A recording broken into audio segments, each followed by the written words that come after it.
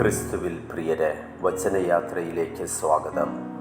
ഇന്നത്തെ വിചിന്തന വിഷയം വിശുദ്ധ യോഹന്നാന്റെ സുവിശേഷം 6-ാം അധ്യായം 60 മുതൽ 69 വരെയുള്ള ജീവന്റെ അപ്പത്തെക്കുറിച്ചുള്ള പ്രഭാഷണത്തോടുള്ള പ്രതികരണമാണ്.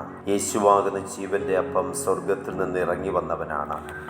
ഈ അപ്പം വചന രൂപത്തിലും കൂദാശ രൂപത്തിലും നാം സ്വീകരിക്കണം. വിശുദ്ധ കുർബാനയെ സംബന്ധിച്ചിട്ടുള്ള ഈ പ്രഭാഷണത്തിലുടനീളം യേശുവിനെ ആധ്യാത്മികമായി ഉൾക്കൊള്ളണം എന്ന ആശയത്തിന് വിശുദ്ധ യോഹന്നാൻ പ്രാധാന്യം കൊടുക്കുന്നു.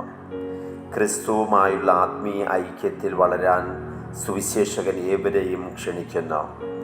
യേശു സ്വർഗത്തിൽ നിന്നിറങ്ങി വന്നവനും സ്വർഗത്തിലേക്ക് ആരോപണം ചെയ്തവനുമായ ദൈവപുത്രനാണെന്ന സജീവ വിശ്വാസമുണ്ടെങ്കിൽ മാത്രമേ ഈ ആത്മീയ ഐക്യത്തിൽ എത്തിച്ചേരാൻ സാധിക്കൂ. ഈ ആത്മീയ ഐക്യത്തിൽ എത്താനുള്ള മാർഗം അവിടുത്തെ വചനം സ്വീകരിക്കുക, അവിടുത്തെ തിരുശരീര രക്തങ്ങൾ സ്വീകരിക്കുക എന്നതുമാണ്. യേശുവിൻ്റെ തിരുശരീര രക്തങ്ങൾ സ്വീകരിക്കുന്നവർ യേശുവിൽ വസിക്കും, യേശു അവരിലും വസിക്കും. വിശുദ്ധ കുർബാന സ്വീകരിക്കുന്നതിൻ്റെ 3 ഫലങ്ങളാണ് നിത്യജീവൻ, അന്ത്യദിനത്തിലെ ഉത്ഥാനം, യേശുവും വിശ്വാസികളും തമ്മിലുള്ള പരസ്പര സഹവാസം അല്ലെങ്കിൽ അന്തർനിവാസം.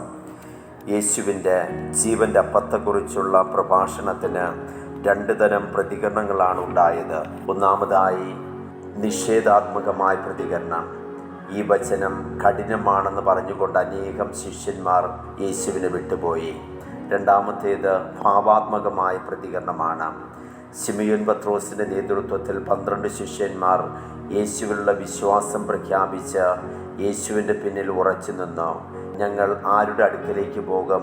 അങ്ങയുടെ പക്കൽ നിത്യജീവൻ്റെ വചനങ്ങളുണ്ട്. ഇതായിരുന്നു അവരുടെ പ്രതികരണം. യേശു വചസ്സുകൾ കേൾക്കുന്ന ശ്രോതാക്കളുടെ ഇടയിൽ ഒരു വിഭജനമുണ്ടാകുന്നു. ഈ വിഭജനത്തെയാണ് വിശുദ്ധ യോഹന്നാൻ ക്രീസിസ് അഥവാ വിധി എന്ന് ഗ്രീക്കിൽ വിശേഷിപ്പിക്കുന്നത്. യേശുവിൻ്റെ വചസ്സുകളുടെ മുന്നിൽ ശ്രോതാക്കൾ തങ്ങളെ തന്നെ വിധിക്കുകയാണ്. ചിലർ യേശുവിൻ്റെ വചനങ്ങൾ അംഗീകരിച്ചും സ്വീകരിച്ചും അവിടുത്തെ ശിഷ്യത്വത്തിൽ ഉറച്ചു നിൽക്കുമ്പോൾ, മറ്റു ചിലർ യേശുവിനെയും അവിടുത്തെ വചനത്തെയും വിശുദ്ധ കുർബാനയെയും തിരസ്കരിച്ച് യേശുവിനെ വിട്ടുപോകുന്നു. ഈ വിഭജനം എന്നും തുടർന്നുകൊണ്ടേയിരിക്കുന്നതായി ചരിത്രം സാക്ഷിക്കുന്നു. വിശുദ്ധ യോഹന്നാന്റെ സുവിശേഷം 6-ാം അധ്യായത്തിലെ മുഖ്യ പ്രമേയമാണ് വിശുദ്ധ കുർബാന.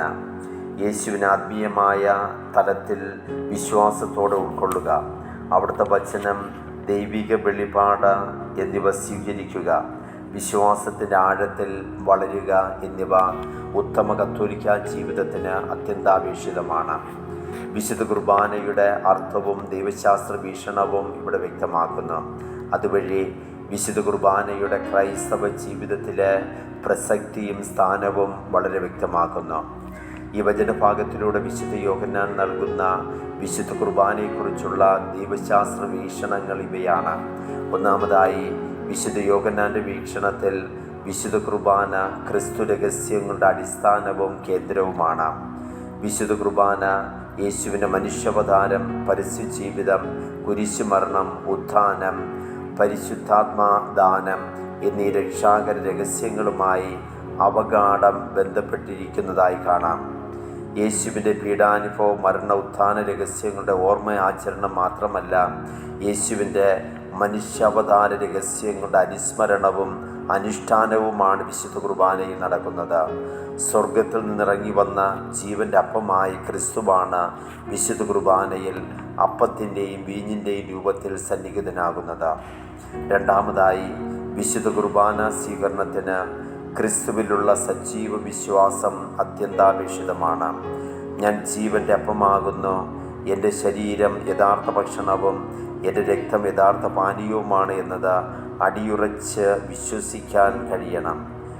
ക്രിസ്തുവിലുള്ള തികഞ്ഞ വിശ്വാസത്തോടെ വേണം വിശുദ്ധ കുർബാന സ്വീകരിക്കുവാൻ. മൂന്നാമതായി, വിശുദ്ധ കുർബാനയിൽ തിരുവചനത്തിൻ്റെ ആഘോഷവും യേശുവിൻ്റെ തിരുശരീര രക്തങ്ങളുടെ ആഘോഷവും നടക്കുന്നുണ്ട്.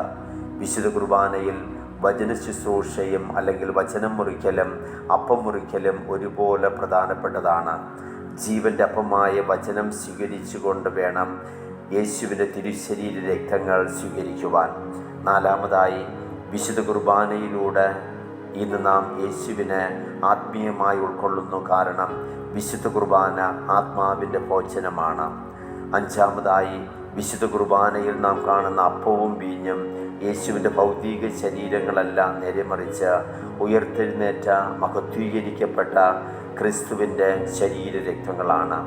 ആറാമതായി, വിശുദ്ധ കുർബാനയിൽ അപ്പവും വീഞ്ഞും വെറും പ്രതീകങ്ങൾ മാത്രമല്ല, അവയിൽ ക്രിസ്തു സത്യമായും യഥാർത്ഥമായും സന്നിഹിതനാണ്.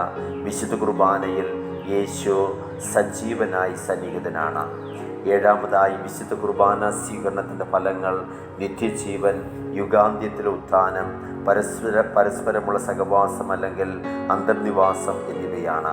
എട്ടാമതായി, വിശ്വാസികൾ നിരന്തരം വിശുദ്ധ കുർബാന സ്വീകരിച്ചുകൊണ്ട് നിത്യജീവൻ്റെ മാർഗത്തിൽ ചരിക്കണമെന്ന് വിശുദ്ധ യോഹന്നാൻ പ്രബോധിപ്പിക്കുന്നു.